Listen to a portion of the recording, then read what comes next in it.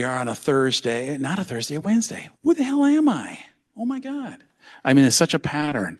We're on a Wednesday, Think and Link, which is not typical, hence I can't get it right. And they're going to have to cut all that stuff out, right? It's just more work for Dilly over there producing and making us look good. Anyway, we are here in the RSP offices. Not only did they design this amazing space, but one of the architects and the partners in that firm is actually here. And people don't talk about it as much, but he's actually a supermodel. He's been in magazines. His face is all over the place, all over digital. His name is Derek McCallum. He's in the back there. Just look at him right there. Yes, claps. That's good. That's him right there. He's an eyewear model, which apparently that's a big deal. I don't think he paid a lot. I think it was a family deal. Oh, but he did sign away his rights for his face forever, right? Okay, so RSP designed this amazing space that we get to live in, our office. Absolutely amazing to be here. We also have a couple of other wonderful sponsors who are actually present in the room. One that isn't, Lake One. Ryan Rudd. I always have fun with Ryan Rudd. Look up Ryan Rudd on LinkedIn. Link in with him. He's our shyest sponsor. He's been to Think and Link once, and he's been a sponsor for like 3 years. We love Ryan, but he never shows up. He just loves to get the little boost every time, which is usually one person links in with Ryan Rudd every time we do this. And when I see him, he just says, "Asshole," every time. That's what we do. And then we have August Ash here as well, right there in the back. Good to see you guys. They've been a development partner of Capsule for many years. They're absolutely amazing. Web design development, digital marketing firm based in Bloomington and run by an amazing founder as well. I'm just amazing founder. That's a reference I was making there. Anyway, and we are Capsule, special projects agency here in Minneapolis. And we do a lot of work in a lot of different categories, but we happen to have one of our clients, Rob BonDurant from Osprey, on the stage today. He is, well, you'll hear about it a little bit as we go through this. Not too much, because we're not going to promote Capsule too much, but Osprey's been a client, Arc'teryx, Patagonia, a number of other brands, and outdoor and otherwise. So that's all I have on sponsors. And then I'm going to turn it over to each of you to introduce yourself to the audience, starting with Matt, talking about your venture. Hi, I'm Matt Frakes. I co-founded Paddle North with my business partner, Peter. About 11 years ago now, so I've been kind of a wild ride. I mean, are you wanting me to get into the background of that right now, or just a quick intro? Quick intro is good, but I would love to dig deeper later on perfect. Yeah. What was that little spark of, because we don't have that in our set of questions, but I wish I had thought of it, not until now. So let's talk about that later, though. Yeah. Founder of Paddle North, the brand that you might see at the State Fair. Yeah, we're at State Fair online. We have 3 of our own retail stores as well. So. Oh, nice. Yeah. Okay. Rob, give a little background on yourself. Go back, like childhood, way back. Okay. Hi, everybody. I'm Rob BonDurant. Currently, I'm the VP of Marketing for Osprey Packs. I've been here for 10 years. If I go way back, I would say I spent my formative years probably at first wanting to be a fireman or an astronaut or something cool like that, but eventually sort of found my way into climbing and mountaineering and backcountry skiing and kayaking and all of those fun formative sports, which ultimately led me to my outdoor background. Before Osprey, I was looking after global marketing for Patagonia for 11 years, and before that, I was working for Deckers Corporation, which is a parent company for a number of footwear brands that you're probably familiar with, like Teva, UGG sheepskin footwear, and Hoka as some examples. And I'm excited to be with you today. Awesome. And now I want an introduction from Abby, who is... You make me follow him. Oops. Hi, everyone. I'm Abby Kelsey. I'm a B2B marketing consultant and then also CEO of Marketers Community. Marketers Community, we're an organization that helps individuals and businesses level up their marketing. We do that through events like this one, workshops, and then marketing leadership peer groups. So happy to be here today and a co-host. Yeah, and if you can go to a marketers community event, that's a very good event. Laura King and Abby have been doing amazing things locally for marketers. It's really cool. So let's go deep into questions, shall we?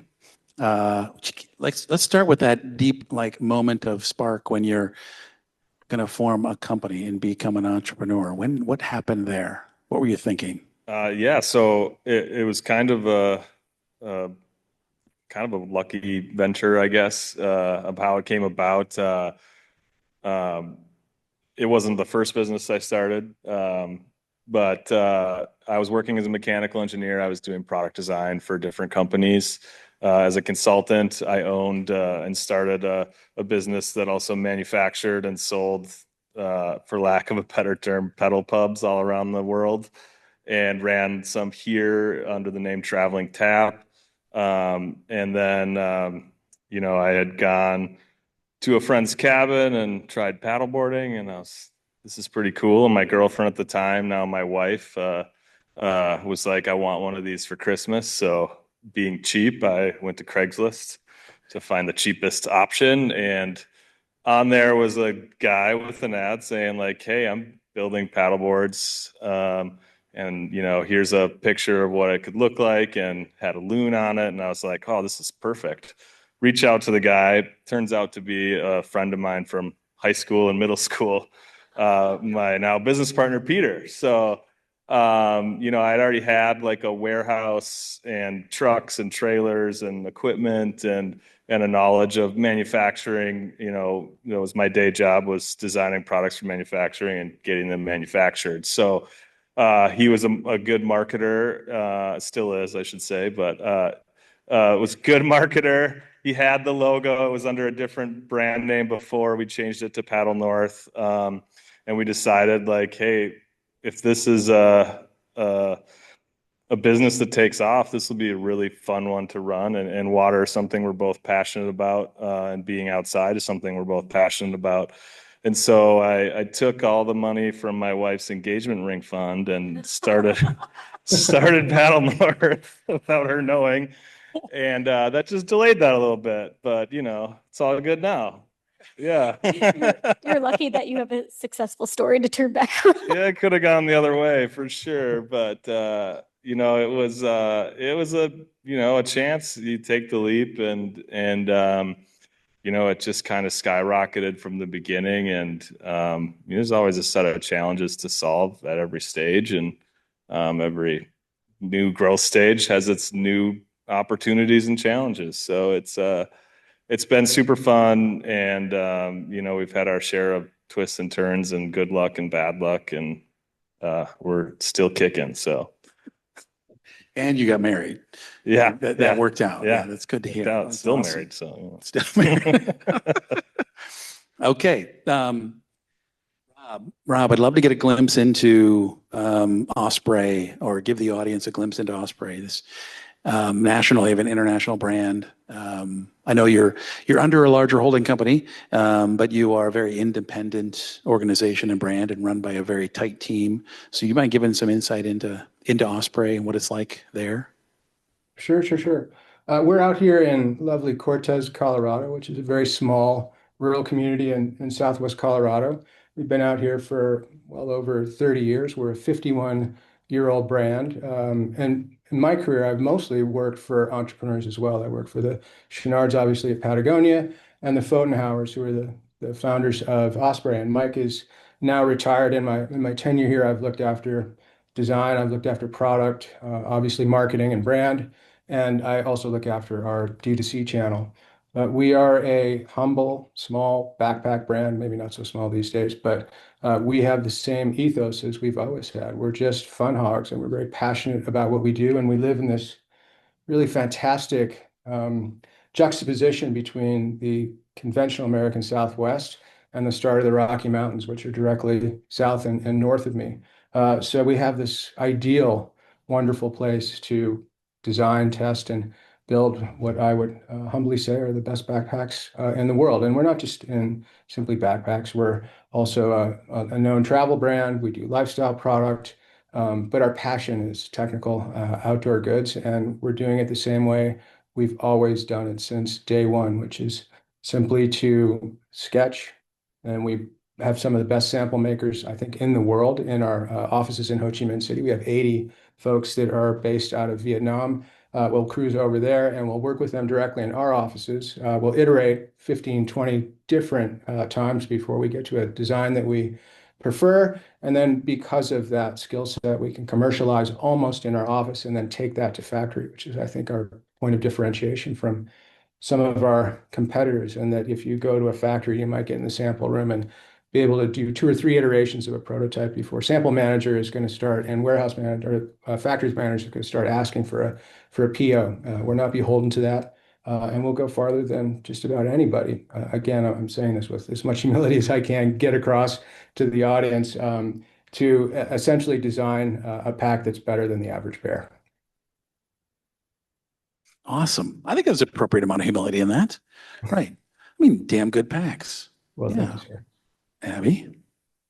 So when we chatted, I thought both of you talked a lot about the customer, right? And how you put the customer first and how you innovate your products and that experience. So can you talk to me a little bit about the customer and how you stay connected to them as you're thinking about new product lines, new designs, what they need? Start with you. Yeah, I mean, we do a lot of in-person events. So our team does about 26 events in the first quarter, and then we do the state fairs, and then a couple, maybe 5 or 6 in the fourth quarter.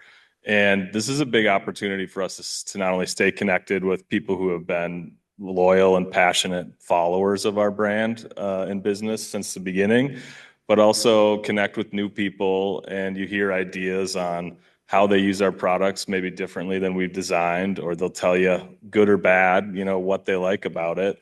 And we do get a lot of product feedback, and we do make a lot of product design changes. Like, one thing that people don't think of is, they see our product rolled up in a bag and they go, that'll never fit back in that bag, ever, never, ever fit in it. And we probably heard that 2,000 times before we go, let's just make the bag ridiculously overbuilt and oversized, and then no one will question it. And people love it. They're like, I don't care if it's tight in the bag. I just want it to fit. I don't want to be on the boat or in the cabin, like, struggling to shove this thing together. I want to put other things in there.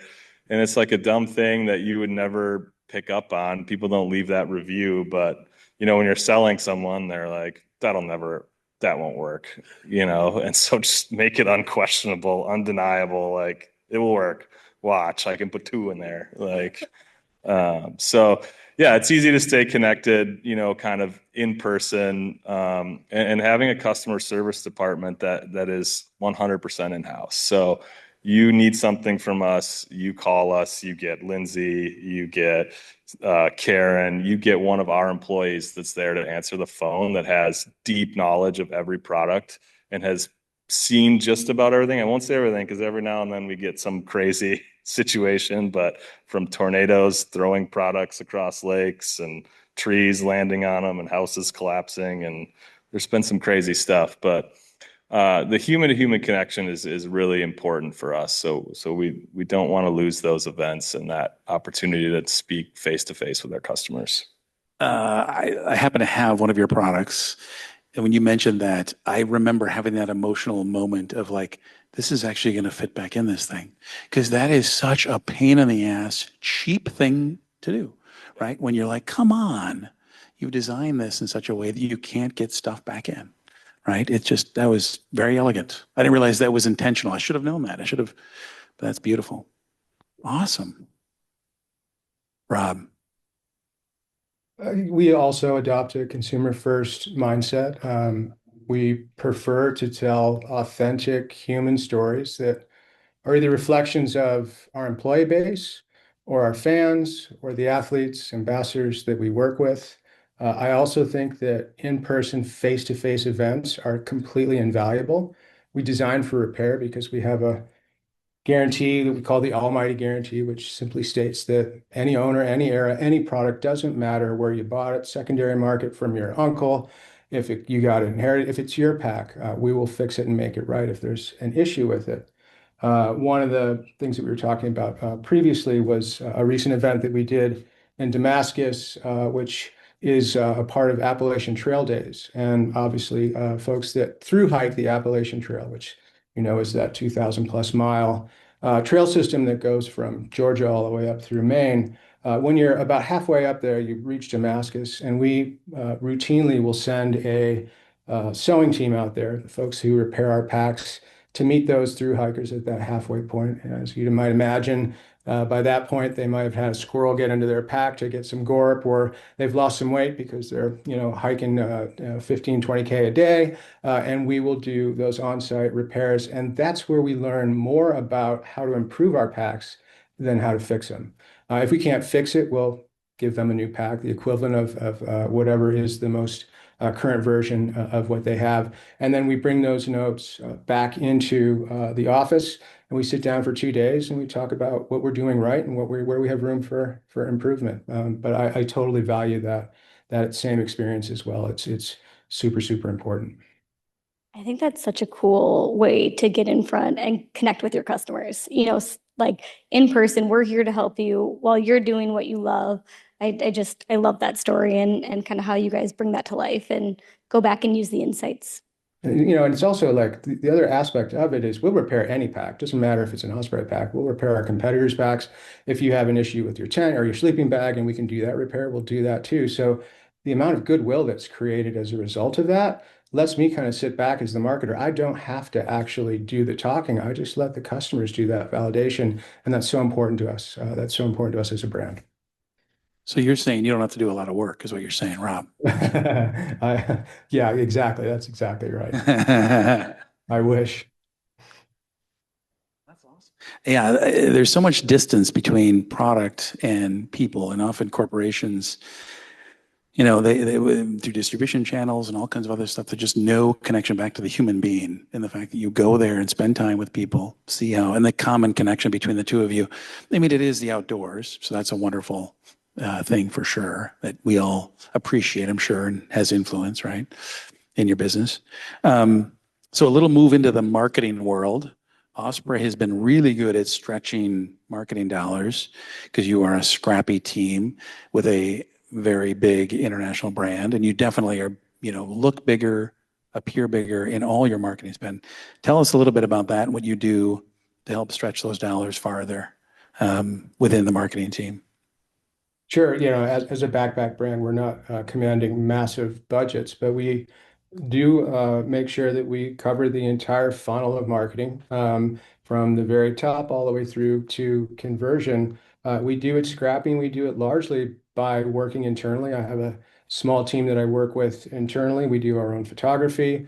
We do our own copywriting. We do our own graphic design. It's very authentic. We're all users. I mean, I think this is the one point that I just like to keep reinforcing. We love what we do. We're a natural part of it. And then we ask our customers to help validate that. Like I said about our guarantee program, you'd be amazed at how many letters we get from customers who write us wonderful notes, first thanking us for the repair that we did, but also going to the effort of saying, I've traveled the world in this pack. I've taken the trip of my life in this pack. This pack is the bucket of my bucket list trips, if you will.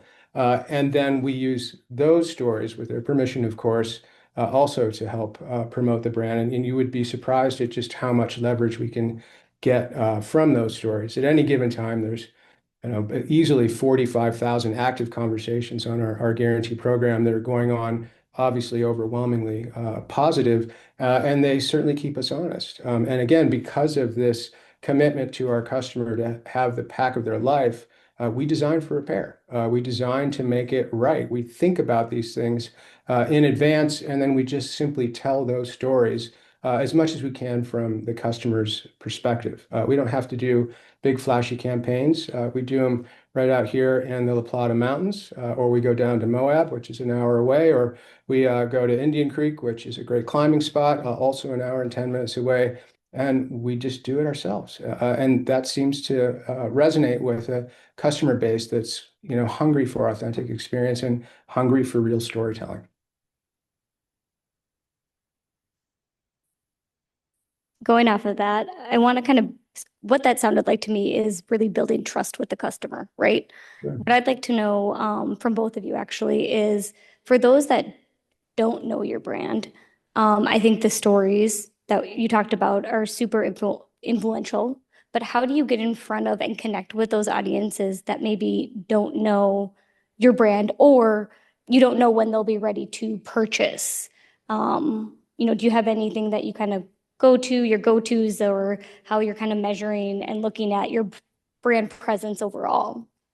Yeah, we kind of focus everything kind of on like three main value propositions. So, easy is one of them. Designed like a simple and purposeful design is another, and then durability and long lasting. So everything we make needs to fall into these three tenets. Easy means not just the product has to be easy to use, but every interaction with the company needs to be easy. They need to be able to get a hold of you in a million different ways. They need to get answers right away. All of the information needs to be on your website. It needs to be easy to purchase. Everything needs to be, to the highest standard of quality so that they know and have trust that the product's going to last, and then easy to contact you if something goes wrong, and easy to replace, easy to repair as well. And then, purposeful design is everything you need and nothing we don't. So like you can design for every situation and try and solve every minute problem, or you can make, the simplest design and not have a million bells and whistles. And that's on purpose. Like, we don't need you to be distracted by a feature that you don't need, or we're not trying to sell you on something you don't need. We're there to give you the best experience on the water, and then to back it up with customer service. I mean, thousands and tens of thousands of reviews saying, "Hey, this went wrong, but they made it right." That's out there, and there's a reason we've got 5-star reviews up the wazoo, because we do stand behind it, and we do genuinely believe that. I love that. You've built this brand and you're living out the missions of what you built, to really drive that trust. I love it. Yeah. Intentional design, Rob. Well, I mean, I totally agree with everything just said. Keeping it on the brand foundation perspective, from a customer service perspective, we have customers that call us all the time, and they're not just looking for information on packs. They're going to Machu Picchu, they're going to Nepal, they're doing a big trip, and so we keep guidebooks all around to also help them with every aspect of that experience. And we'll spend as much time as they'd like on the phone with them, Zooming with them, or however they'd like to communicate with us, just trying to get super excited, acknowledging how wonderful the experience they're about to take will be. Our brand foundation is really kind of built on three different positions. Our brand pillars are innovation, performance, fit, sustainability, and our almighty guarantee. Our positioning for our brand is that we're premium purpose-built packs for serious and everyday adventures. We're trusted across trailheads, airports, and cities. And if I took it a little bit deeper, I would say that our brand identity and legacy also has three parts. Fit, quality, and durability is the first part. We're known for our perfect fit and carry. We're also known as a high quality, rugged, durable company who makes packs for outdoor adventurers, travelers, and explorers. Our campaigns highlight ruggedness, functionality, and the evergreen nature of our products as defined by our guarantee. The second aspect of our brand identity and legacy is sustainability. We place a strong emphasis on sustainability and eco-conscious production. Our campaigns focus on messaging that is about responsible resourcing, recycling, and environmentally conscious materials. And I would say humbly again, in our competitive space, outside of a brand like Patagonia, which is a company that I cut my teeth at, I've taken those lessons, and we're now certainly the most sustainable hard goods brand in the world. And then the last aspect of it is an adventure and exploration, right? The Osprey brand embodies the spirit of adventure, and we encourage exploration of the outdoors. And our campaigns to that aspect really focus on the joys of wanderlust and portraying scenic outdoor landscapes and celebrating epic adventures. I love that. I want to take it to more of an inside look, at your guys' culture? You know, we talked a lot about the brand, the message you put out there, how you live by that and build by that. But what is it like inside your culture? You know, inside the walls, how does the outdoor lifestyle kind of show up in your internal culture? I'm assuming it does. So a wild part of our company is actually quite a few of our employees started as customers. So they were customers first and then reached out to when there was job openings or just reached out of the blue to ask for a job. When do I get a job? It's like, Apply. We need some extra warehouse help. awesome. No, but in all serious, like you don't necessarily have to be super passionate about paddling in particular to work at Paddle North. But everyone I think does share a common connection to the water, whether they grew up going to the Boundary Waters or friend's cabin or maybe a family cabin. Everyone's kind of got that core memory and draw. But really what we're focused on is we want to hire the people with the highest character and integrity. We can train everything you need to know about the business, but having a team surrounded with like-minded individuals that are always there to do what matters for the people that they care about and are always there to do what's the best situation for the company is really what we care about. So, we say things like people matter most is a big thing in our company. Simple takes effort. Those are some of the, kind of the guidelines for hiring or firing people if they're not meeting that criteria. So really a strong team is so valuable, and everyone kind of thinking the same and acting the same and carrying the flag and running up the hill together has been a huge push for us this last couple of years. That's awesome. Yeah. Yeah. You get to build the culture from ground up, right? You get to determine that. Also, whatever happens in the culture, it's kind of on you. Like it really isn't, and it's hard too, because sometimes you lose good people because maybe the expectations you set weren't right, and so you do take a lot of that on when you have to let someone go or they leave based on things not being right as well. So it's really important to kind of set and hold that culture. And what we've learned, especially in the last couple of years, is setting those expectations when you hire somebody. You really have very minimal problems moving forward if that's understood by both parties. So awesome. We've touched on Patagonia just briefly, and a lot of people might know that, of course, we've worked with Patagonia before we worked with Rob. And whenever we were working on projects, I always wondered, like, who leaves Patagonia? And then I met Rob. Rob left Patagonia. Why do you leave Patagonia? Other than to build a Patagonia somewhere else. But I'm curious about the culture of what you have there and what was at Patagonia. Oh, I think they're very similar. And one of the things that Patagonia taught me to do was essentially take the values that I learned, the culture that I learned, and then bring that over to another company. I love Patagonia and I miss it dearly. I also love living out in Southwest Colorado. So I got to spend 10 years on the water. I got to spend now 10 years out here in the mountains. And I've taken those lessons and I've applied them to a business that I know that the Chenards, the founders of Patagonia, would be happy to know that we passed on. And that's the wonderful thing about it. We also, as a group here at Osprey, sat down a couple of years ago, all of our employees from every office, whether it was in Ho Chi Minh City, Vietnam, whether it was here in Cortez, California, whether it was at our European headquarters in the UK, and decided that we wanted to formalize what our core values were. And they completely underpin our branding and our culture. And if at any time I'm ever concerned about whether we're on brand or off, which is not something we say too much at Osprey, all I have to do is go back and look at those core values, and I'll tell you what they are in just a second, and see if we're falling short on any of them.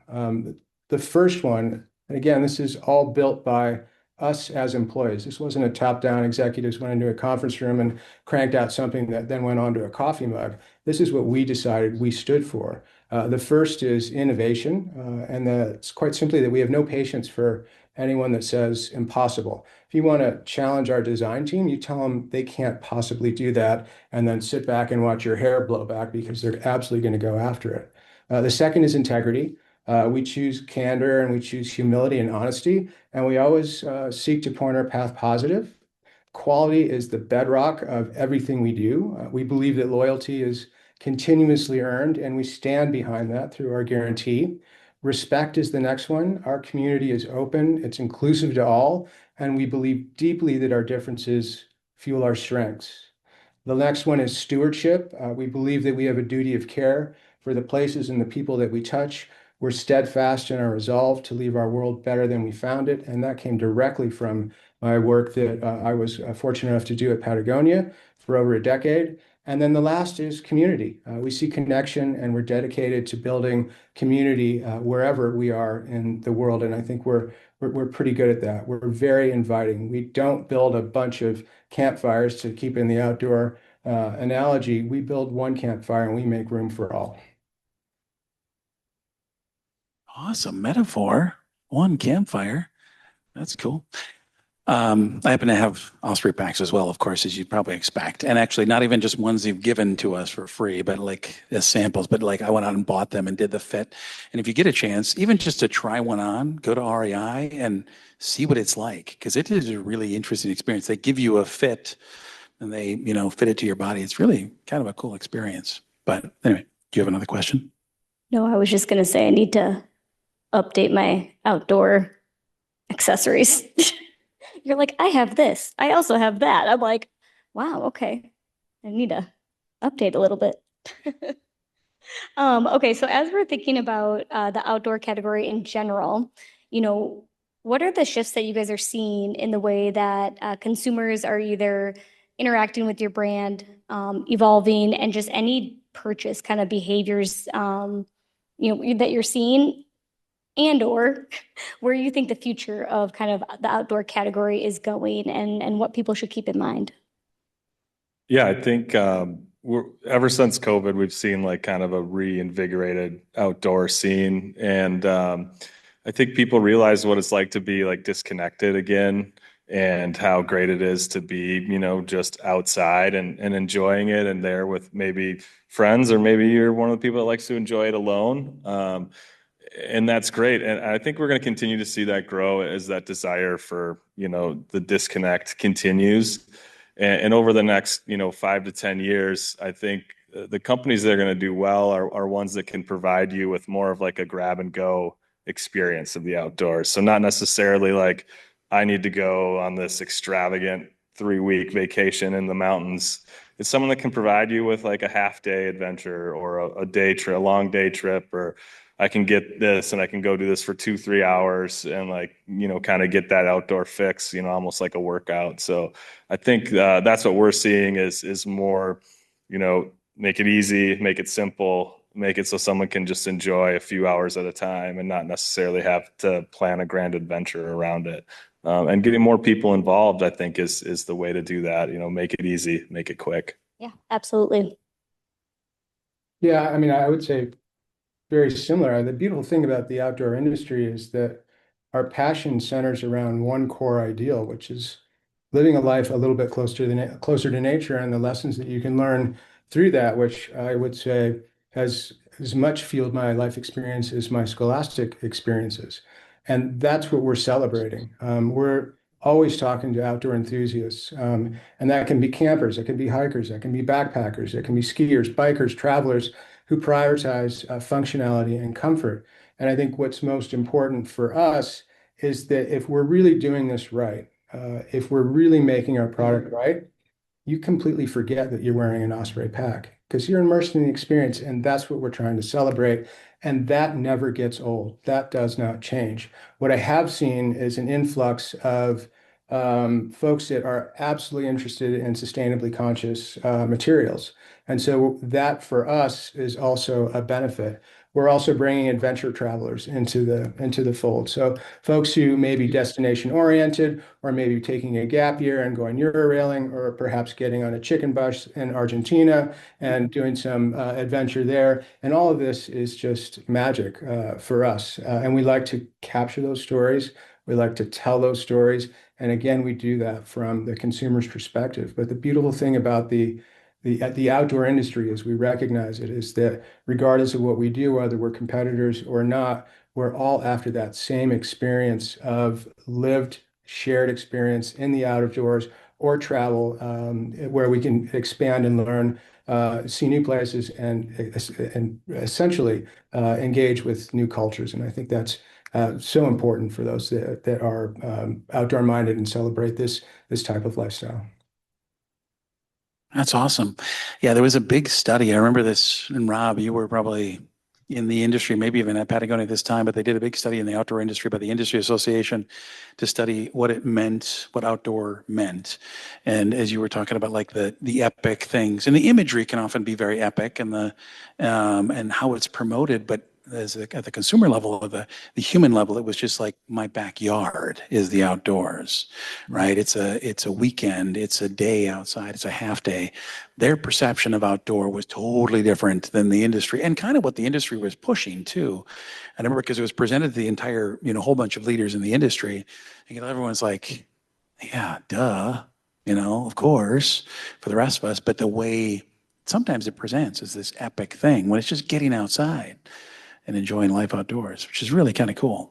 All that you guys both touch on that. That's cool. So I think we do have to do a little bit of state fair promotion, just in general. So first of all, everybody has to go see you at the state fair, right? If they're there, they have to go to where is it at the state fair? Because I go there, but I always forget what building it's in. Yeah, so we have two spaces there. One in the dairy building. You'll be able to see us from the Butterheads there, which is a weird place to sell outdoor equipment next to, but a state fair. And the other spot we have is right across from the Kidway. We have a big outdoor space there right by Heffron Park. If you're familiar with the fair, ever been to any events at Heffron Park there, but I remember the first time I interacted with your brand there, it was the aesthetic of the state fair. And if you're not really into aesthetic, maybe you don't notice it, but the aesthetic in that state fair can be a little garish. It can be a little grotesque, right? And you're like, God, how many calories are people consuming here? And that same kind of thing for the eyes is just like, I can't consume anymore with my eyes. And I get to your area and it's like, oh, this shit is designed. I mean, they thought about details, which is really cool. I love that about everything, right? That's Paddle North. So we have to stop by and see you at the booth. yeah, I'm usually there every day. So Awesome. And then you have an Osprey pack. Can you tell that story? I sure do. Yeah, and I can speak to the quality and kind of the community of Osprey as well, because it was given to me by a friend who had a kid who outgrew it, and it was one of those carrier packs. You throw your kid on the back, and we're hiking, and we did a bunch of trips up the North Shore with my son when he was 2 or 3, and then he outgrew it, and then I passed it on to a friend and said, hey, the only rule here is you can't sell this. This is a hand-me-down. So I pass it on to the next kid, and let's keep it going. And so as far as I know, it's gotten to like 2 or 3 more kids since then. So yeah, built rugged, built to last. It was very comfortable carrying my extra large child around. And whatever other snacks and everything. Somehow my wife didn't have to carry anything.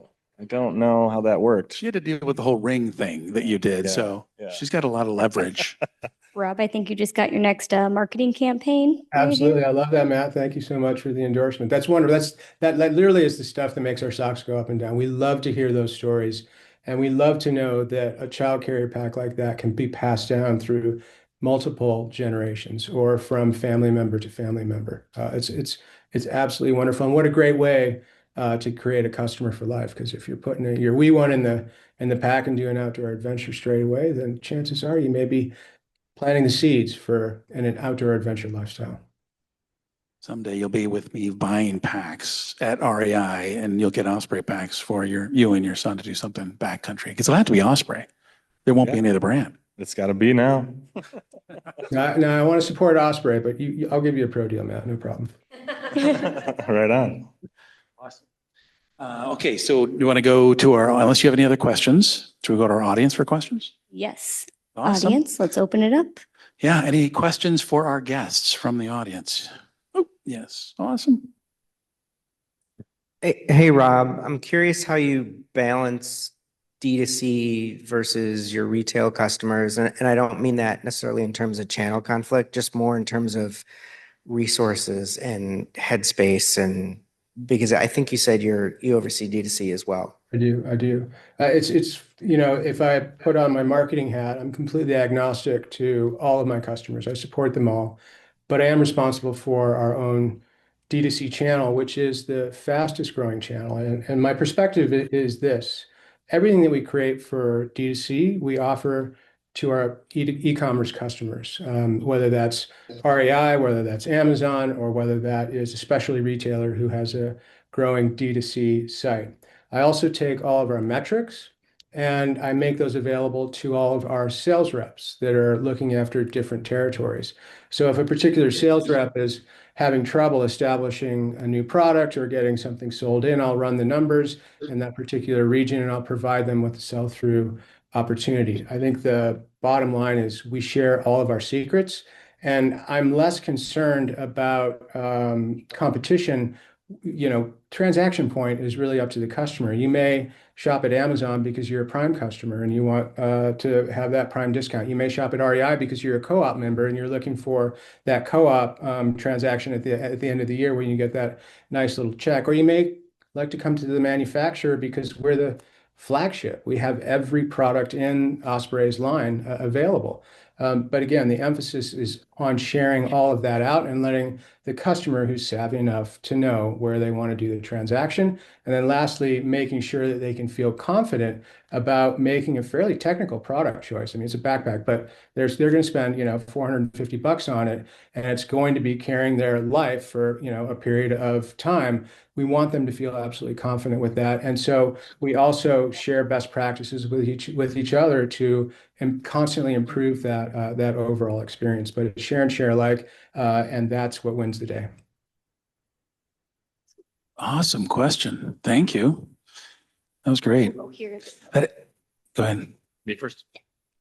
Rob, I wanted to say hi. It's Demian, by the way. I was hoping to see you here in person, but Thanks for your LinkedIn note. I appreciate that. Matt, I actually had a question for you. Certainly have followed the Palo North brand since you guys have really taken off, and appreciate the quality and the experience that we've had with the product. Interested, the diversity of product that you guys are sort of reaching out into is also been interesting to watch. More of the sort of leisure accessories as opposed to the boards in particular. And just curious in terms of the sort of vision for the brand and sort of, again, I feel like there's a little bit of it feels a little broader than it's been. And I think you had a bike for a little while that went away, right? So curious, like how you're zeroing in on what your sort of future look and feel is as a experience. Yeah. So sometimes it's tough not to chase the shiny object. And that's a lesson we've learned the hard way, like with the bikes. But no, I mean, our mission is really to kind of support people on water. So whether you're, wanting to be a paddle racer or just a recreational paddler, or you're just looking to float behind your boat, or, all the toys at every cabin. I mean, we're really immersed in water culture every day. And in the Midwest kind of has its own water culture that maybe the coasts kind of don't understand in the same way, with more shoreline in Minnesota than all of California. We're positioned, with a lot of people that have a lot of different needs on the water. And so we're always trying to come up with new ideas. And the hard part is learning when to say no sometimes and stay focused. So I think we're getting better at that, but I also know there's a bunch of new products coming out this fall. So we'll see how that goes. So, I mean, ultimately sales, drive everything. If it's a good selling product and people are enjoying it, then we're going to keep making more of those. So people spend a lot of time and money to be safe, clean, comfortable. And the industries that you're in kind of flips that on its head, where people are spending their money to take risks, to get dirty, and to be uncomfortable. So the question is, why do we do that? I guess everyone's got a different definition of comfortable, because when it's 90 degrees, floating in the lake sounds pretty comfortable to me. But yeah, I mean, I think like a connection to like, not to sound too cheesy, but like the earth or nature is like kind of a primal thing for a lot of people. And like, you know, reconnecting with that sometimes is pretty awesome if you're used to just staring at a screen and air conditioning all day. So so it might be, you know, just a diverse situation for someone that they want to get out and change their point of view for that day, or it might be they're more comfortable being dirty and wet and outside. But Rob's probably got some thoughts here. Thanks, Matt. Well, look, I think we love to sleep in the dirt because it is uncomfortable. We as human beings love the challenge of overcoming and being in the out of doors, taking chances, taking risks is an incredible accomplishment. It's so powerful, and I won't disparage staying at home and watching Warren Miller movies. Those are really fun too. But the best adventures I've ever had have been with my mates in really uncomfortable positions. And I'm a deep believer that adventure doesn't begin until the first thing goes wrong. And when that happens and then you overcome that, my God, what a sense of accomplishment. That's why I think we love to do it. I think that is such a huge driver in what makes life interesting to those of us who are crazy enough to feel that sleeping in the dirt is a good idea. And I'm certainly right at the top of that list. That was an awesome answer. Hi, Matt. Hi, Rob. My name is Ava. So Matt, I'm wondering about your retail locations. I first encountered the brand at Ridgedale at a seasonal pop-up. And I think that planted the seed for my mom, who ended up buying online years later. So I'm wondering what the retail stores mean for the brand, what you're learning from them. I know you're at Mall of America, so how is that different from being somewhere else? And yeah, how you're utilizing them. Yeah, I think the retail stores were kind of more a part of like the original strategy of how do we get people to touch and feel and educate them on like what an inflatable product is, because a lot of people think inflatable and they think easy to pop, you know, not going to last, you know, not built to last. And overcoming that is challenging, just in an online only presence. And so we kind of started, you know, selling anywhere that would have us. So we worked out really favorable short-term leases at malls and rode those out until, you know, we were able to afford a bigger space and buy our own property to have retail stores in. So we currently have them in just New Brighton, which is like our headquarters, our online distribution center. That's our offices. That's where we're doing prototypes. That's where we're doing product development. And then we've got a Michigan location in Grand Rapids, Michigan, with a second warehouse there. And then we've got our Duluth location, which is a little bit unique because it's also got an Airbnb above it. That might have been one of those shiny objects. But yeah, so far, you know, it's a great opportunity to connect with the customers on a year-round basis. So not just, you know, at the events or at the fairs, but people come in, we can solve their problems. We make it convenient for, you know, our core customers to get in there and get everything they need or see the new stuff or, you know, educate people.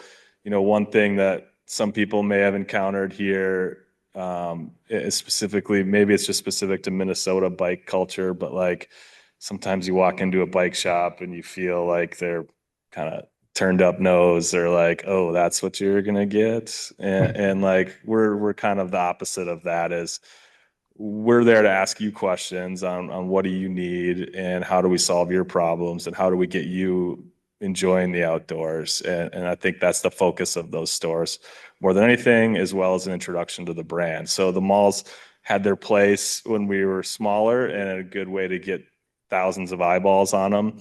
And then once we were able to kind of outgrow that, now we've got like really dedicated customers kind of coming from all over searching us out. So it's been really fun.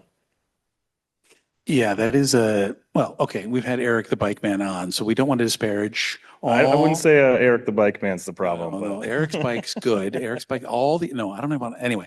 I know the bike culture there is. And actually it's talked about inside the industry, people that are inside, like, hey, we gotta fix this because there is a little bit of overconfidence in their relationship with the customer, which is troubling at times. Other questions? Yes. Matt, you started out as a board guy, and that was the main line. You've expanded into a lot more products now. How many of those have come from your customers suggesting the Nest or the doggy ladder off the back? And what percentage of your sales, if you can answer, is not boards anymore, but is the other inflatables? yeah, I mean, to start the company, I mean, at one point, paddleboards were 100% of the sales. But I would say quite a few of the ideas and product designs, and even if it's just a little tweak or a little change or a tiny feature or make something easier, I'd say 50 to 70% of that comes from customer feedback. So we're always listening and looking for that, and our sales staff's always bringing that stuff to attention. But right now, probably the non paddling, so I'd count kayaks and paddleboards and is a paddle sport. That stuff's probably like 30 to 40% of the business. So it is a big chunk. But we do have some really fun new stuff there. Can you give us a little? I think you should come see me at the state fair and find out. Is it Jim, right? That's right. I recognize you. You come to the state fair. See, we know who you are when you come. Awesome. Look at that. That's cool. Yeah. That's awesome. Any other Any questions? other questions? One more from me. I want to ask Rob, actually both of you, what excites you about the future of outdoor and being in this industry? And what are you looking for the next 5 to 10 years? Well, what you see in the future? Rob, you want to start? Sure. From a business perspective, what excites me is our ability to continue to grow offshore and bring new fans into the Osprey brand and the activities and the sports that we cater to. And this is quite achievable and quite possible. There's a different approach for how we pursue the APAC market versus the EMEA market versus the LATAM market. But the bottom line is we're all after one thing, which is an adventure, whether it's adventure travel, whether it's backpacking, it's an adventure. And so I see bringing that to more people as a wonderful part of my personal mission statement. From a brand perspective, like Matt, I want Osprey to be completely accessible. I want us to be a family brand. And I think a lot of times outdoor brands can kind of get labeled with being like a bike shop, a bit aggressive, a bit intimidating, big burly guy on the top of the mountain planting the flag. That's not us. We want to be with you every step of the way. We want to be with you in your adventure as you become more and more comfortable with the activities for which we make product. And then we want to hear about those stories. At the beginning of Osprey's life, our founder, Mike Pfotenhauer, had a little shop in Santa Cruz, and he custom made every pack. This was back in the mid to late 70s. And you would make an appointment with him. You'd come in and you'd tell him what you were going to do, and he'd literally craft your pack for him. And his only request back was that you came in after that trip and said what worked and what had room for improvement. And I think that's a beautiful thing. And as we go forward, I want to make sure that we can maintain that sense of connection with our customer, because that's the way we design better. Yes, we're all fun hogs here and we're all users here, but there's a lot of brilliant folks out there who have a lot of brilliant ideas. And whether that's working with an ambassador or working with an athlete, bringing them into the fold and making sure that if it works for them, it'll certainly work for you. And you may not have very much interest in climbing a mountain in our product, but you may take comfort knowing that it was designed to do so. So I want to keep expanding that as we go further and further into the future. And I think that's absolutely possible. Awesome. Well, I think you got one new customer in Abby. I think she's all in. Thanks, Abby. I have one more. Well, Yeah, go ahead. okay. So brands aside, products aside, and I'm throwing this at both of you, so I apologize. What would be your one piece of advice to those who, to help people get outdoors more, to start to experience, like for those that aren't the outdoor enthusiast right now, but maybe they want to be, they want to start exploring, just kind of from what you've seen, what advice would you give them? Yeah, I think I mean it's simple and a bit obvious, but just start.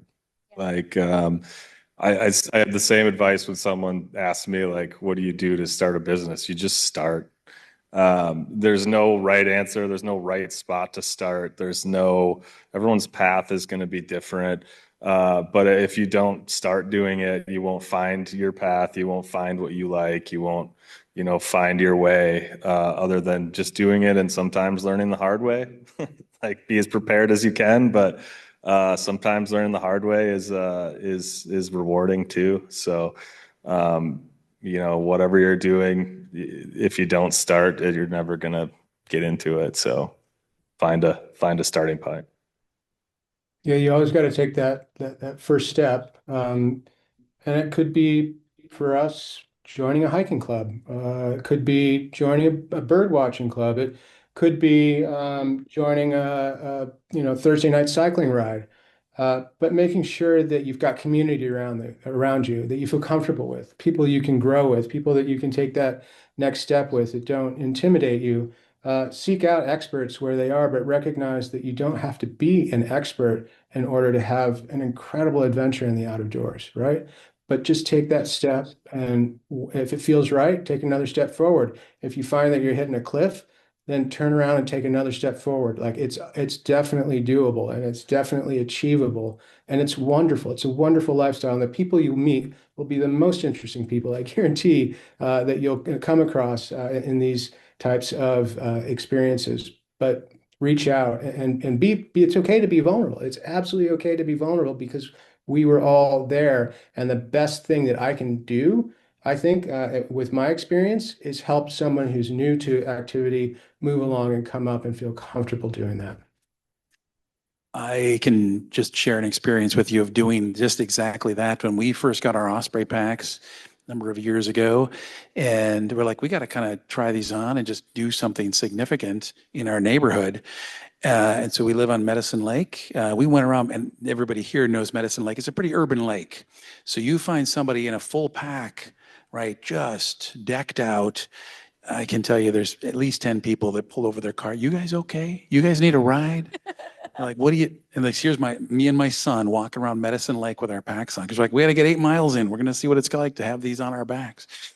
It was definitely an awkward moment, but we like getting ourselves into awkward moments like that. It's kind of fun, but the looks from people and then the stops, like, do you guys need a ride? No, we're good. Anyway, thank you both. This was absolutely amazing. Another Think and Link in the books and a great discussion. I have a couple of things that I want to do first before we do the round of applause for you two. First of all, we need to draw someone's name to get a free poster. For those of you who don't know, Capsule is old. Okay, we're 25 years old, which is a good thing. Sometimes I have a moment because I started when I was 10. So I like to get that out there that I'm not that old. In our 25th year, we decided to do a poster series on our values. So our 6 values are up there: curiosity, simplicity, thoughtfulness, flexibility. And you wouldn't think I needed to read these, but the team knows that, I'll get one wrong. Education and collaboration. You have to figure out which one. Actually, there's a little description for each of those. So if you want to buy a poster, you can chat over there with our design intern. Look at him. Raise your hand. Looking sharp, selling posters. But for those of you who don't want to buy one, perhaps you get one for free as Matt pulls one name out of this little.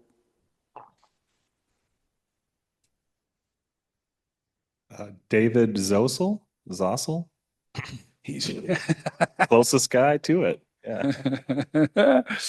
and just by showing up, someone gets a chance to win. So this is like a life lesson. Just show up, right? It's a good thing. Anyway, so our July event, we have two amazing guests on the stage. We have Doug Martin, who's the CMO at General Mills, and Steve Grove, who's the new president of Star Tribune. Yes, you heard it right.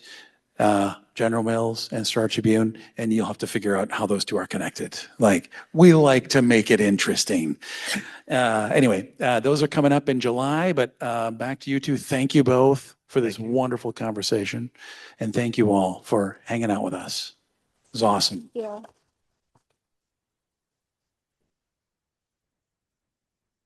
And Rob, thank you for being an exceptional client. You guys are an incredible team, and thank you for working with us Well, and for doing great this. work We for us. finally got you on the stage. Yeah, Awesome. thanks for all that good work. Thank you all. Appreciate y'all.